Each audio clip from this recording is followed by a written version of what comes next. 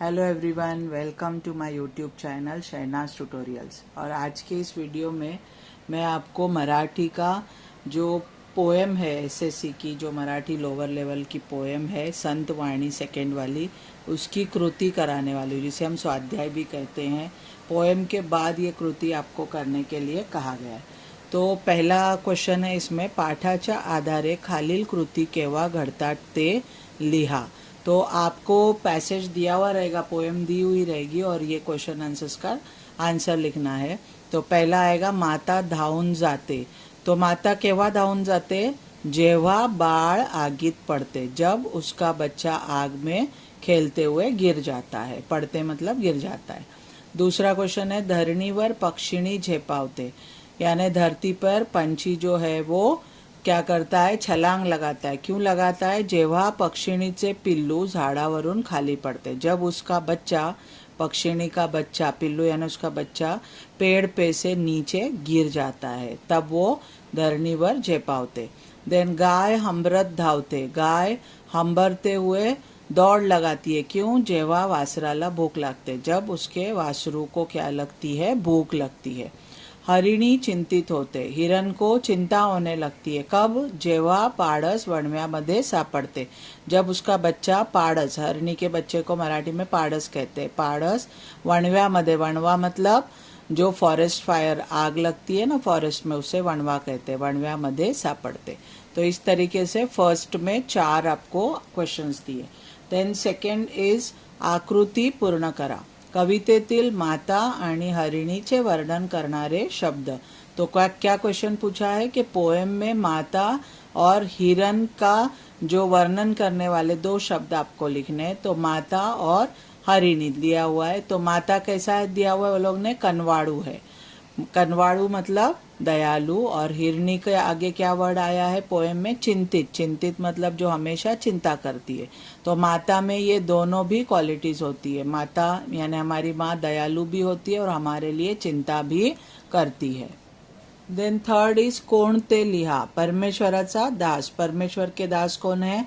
संत नामदेव, जिन्होंने ये पोएम लिखी है। पोएम का नाम ही है, संतवाणी का नाम ही है अंकिला मी दास तुझा। तो परमेश्वर का दास यानी सेवक कौन है? संत नामदेव। आणि मेघाला विनवणी करणारा, मेघ यानी क्लाउड्स को विनती करने वाले बर्ड का नाम आपको लिखना है। तो चातक, आपको यहाँ पे चातक आंसर लिख देना है।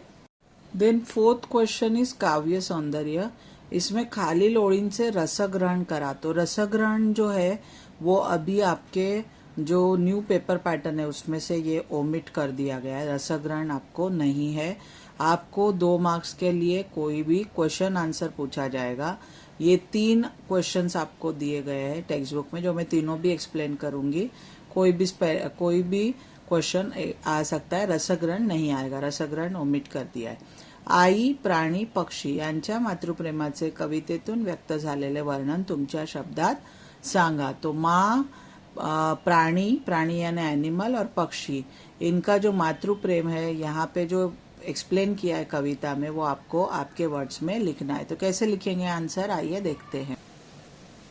संत नामदेवानी श्री विठ्ठलाला माऊली आई असे म्हटले आहे। तो संतवाणी में संत नामदेव ने श्री विठ्ठल को अपनी माँ ऐसा बोला है। आईची माया जशी तिच्या बाळावर वर्षत असते, तशी मायेची व प्रेमाची पाखर हे देवा तू माझ्यावर अविरत करावीस, अशी विनंती संत नामदेव या अभंगात करतात। तो माँ की जो माया यानी प्यार है, जैसा बच्चों पे हमेशा बरसते रहता है उसका प्यार, वैसे ही प्यार और उसकी जो पाखर है, हे देवा तू माझ्यावर अविरत, अविरत मतलब कंटिन्युअस करत राहावी, अशी विनंती संत नामदेव या अभंगात करतात।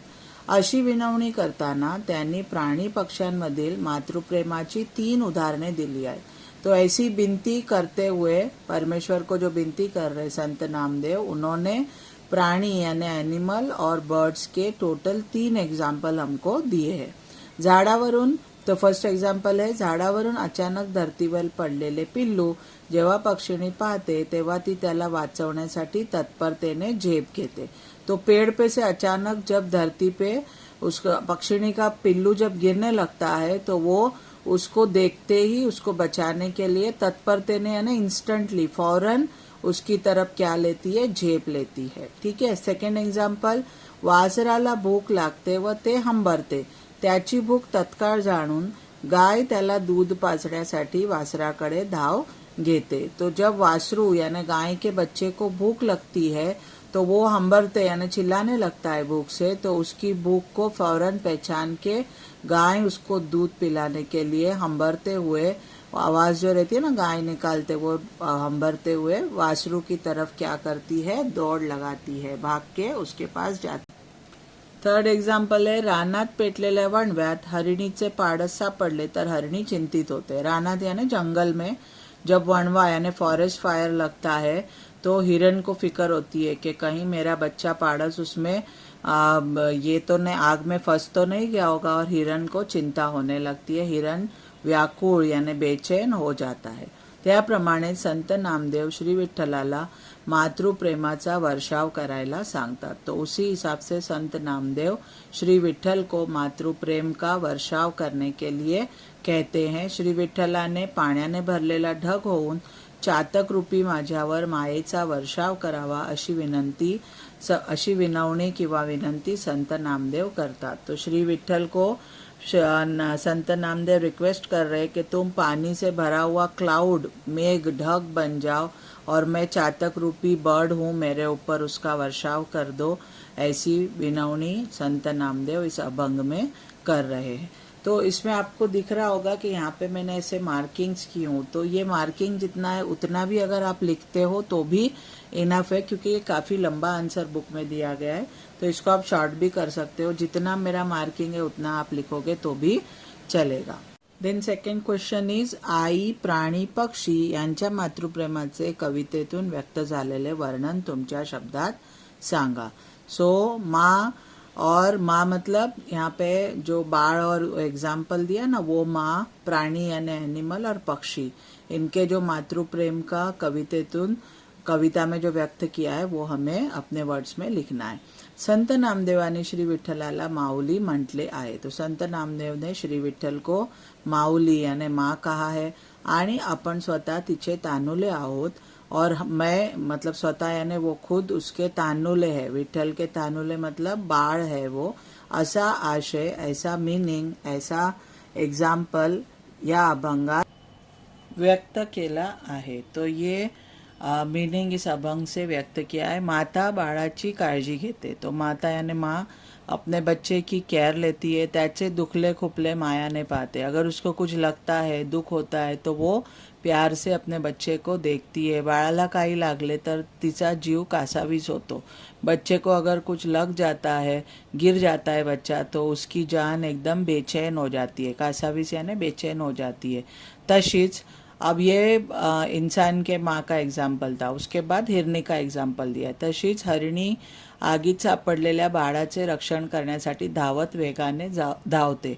तो हिरन को भी फिक्र होती है कि मेरा बच्चा आग में गिर गया है, फॉरेस्ट फायर वणव्या में, तो वो भाग के अपने बच्चे के लिए उसकी जान बचाने के लिए जाती है. तसेच थर्ड एग्जाम्पल, झाडावरून पडलेल्या पिलाला वाचवण्यासाठी पक्षी त्याच्याकडे झेप घेते. तो बच्चा जब बर्ड का बच्चा जब पेड़ से गिर जाता है, झाड़ से, तो उसको बचाने के लिए पक्षिणी भी उसकी तरफ क्या करती है, झेप लेती है.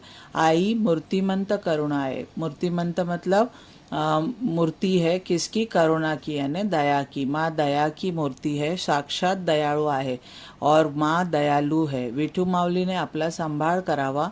अब जो क्वेश्चन पूछा है वो इसको रिलेट कर रहे.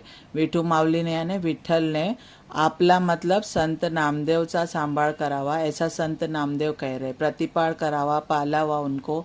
संसार रूपी आगीत होरपळणाऱ्या आपल्या मनावर मायेची फुंकर घालावी. संसार रूपी मतलब इस दुनिया में जो आग लगी है उसमें मैं जल रहा हूँ, और मेरे इस मन पे जो आग लगा हुआ जो मन है उस पे मायेची फुंकर, फुंकर मतलब जो हम लोग वो कहते हैं ना, प्यार की जो फूक है वो घालावी मतलब मेरे जो आग में जलने वाले मन को थोडी क्या मिलेगी, ठंडक मिलेगी। माझे जीवन कृपेच्या वर्षावाने फुलवावे, मेरी जिंदगी को आपकी ब्लेसिंग से, कृपा मतलब ब्लेसिंग्स के वर्षाव से फुला दो मतलब आनंदित कर दो। अशा प्रकारे संत नामदेवानी आई, प्राणी, पक्षी यांच्या मातृप्रेमाचे वर्णन कवितेत केले आहे। तो इसी तरीके से संत नामदेव ने आई, प्राणी, प्राणी में हिरण का एग्जाम्पल दिया है, पक्षी में पक्षिणी का एग्जाम्पल दिया है और मातृ प्रेम के इसको एक्सप्लेन किया है। इसमें भी मार्किंग दिख रही है, अगर उतना भी आप आंसर लिखते हो तो भी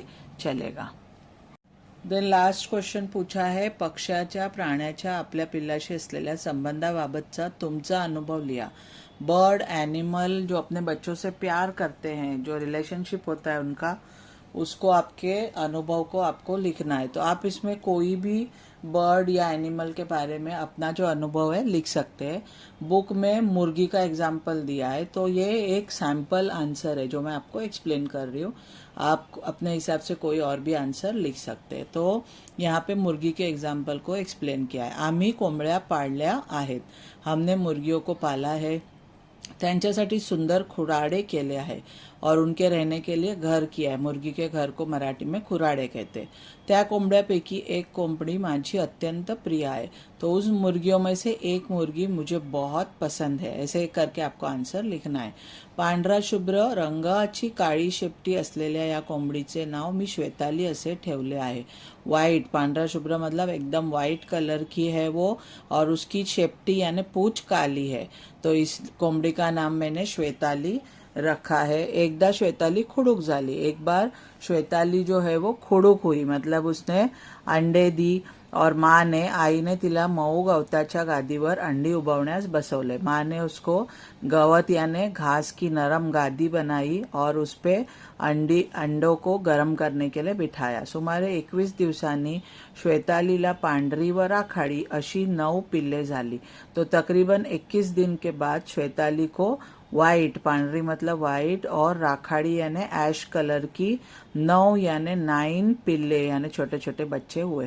गोंडस पिल्ले आईच्या अवतीभोवती असायची। गोंडस यानी क्यूट, क्यूट जो बच्चे थे बहुत ही क्यूट थे, वो माँ के आजू बाजू ही रहते थे। श्वेताली त्यांची काळजी गई और श्वेताली उनकी बहुत केयर लेती थी। हर माँ अपने बच्चे की केयर लेती है। त्यांना चोचीने निवडून धान्य खाऊ घाली, उनको अपनी चोच से अनाज खिलाती थी। दुपारी निवांत झाडाच्या सावलीत पिल्लांना पंखात घेऊन पडून राही। दोपहर में एकदम छांव के नीचे, झाड़ के छांव में अपने बच्चों को पंख के अंदर लेके सोती थी। पिल्ले चिवचिवत पंखातून डोके वर काढून टुकू टुकू बघत राहत। तो पिल्लू जो थे वो पंख में से अपना जो है वो सर निकाल के बाहर की तरफ देखते रहते थे। एखादे पिल्लू दूर गेलेच तर श्वेताली त्यास कर कर आवाज करीत दम देऊन बोलावून घेई।